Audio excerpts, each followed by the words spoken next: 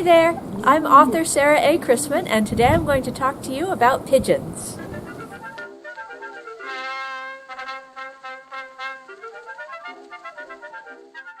Throughout most of human history, chickens were primarily kept for their eggs.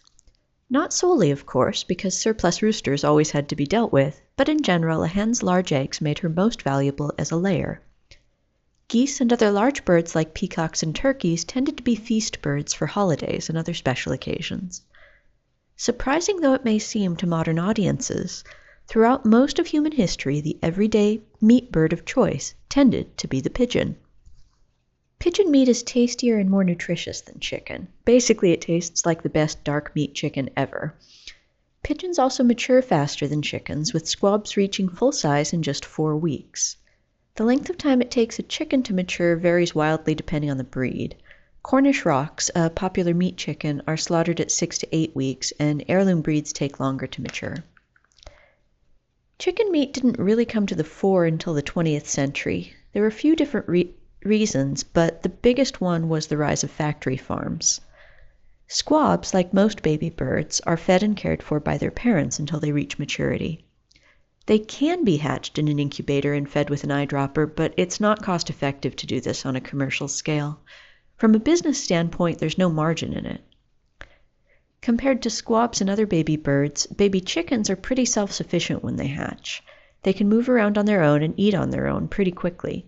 Since they don't need their parents to feed them, they can be raised with just a bit of artificial heat on a much more massive scale than other birds. For better or worse, that's what happened when rising urbanization triggered a boom in factory farms. But let's stick to pigeons. Meat pigeons, also called utility pigeons, are bigger than the city pigeons that fly around urban centers. Guests to our house are always amused when they see that our meat pigeons are bigger than our bantam chickens.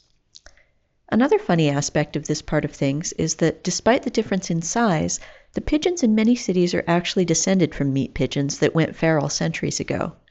Generations of competition for scraps shrank them over time. There are a few different breeds of meat pigeons. Gabriel and I currently raise giant runts and Swiss Modanes. Giant runts have a venerable history dating all the way back to ancient Rome.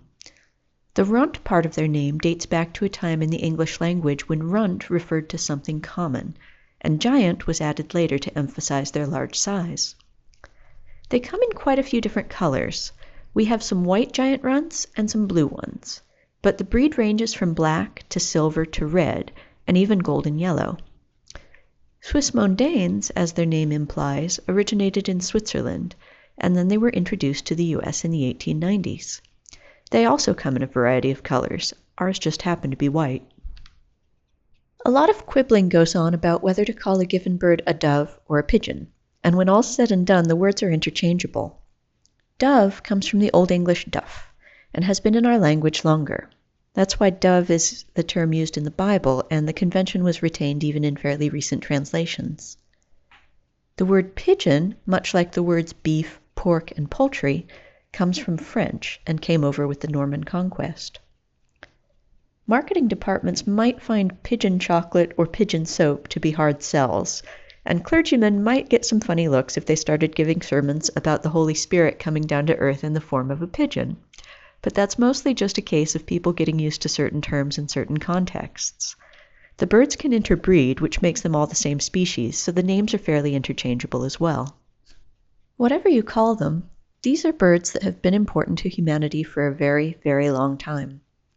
The fine distinctions between different breeds can be pretty fascinating. Besides the giant runts and Swiss Modanes that we raise, meat pigeons or utility breeds also include Modenas and Carnot. And then there are all the specialty breeds raised for purposes other than meat, like hard-working homing pigeons trained to carry messages. There are lovely little fantails that resemble tiny little parlor-sized peacocks, funny zitterhals with their necks that make them look like they're perpetually dancing to the 1980s hit song, "Walk Like an Egyptian." Frillbacks seem like the pigeon counterpart to a frizzled chicken or to a poodle. And then there are the valuable Jacobins, the showy aristocracy of the pigeon world. But all of these will have to wait for another day. Thank you for watching today. I hope you enjoyed this video. If you did, please give it a nice thumbs up. And remember to tell your friends about my books. Happy reading!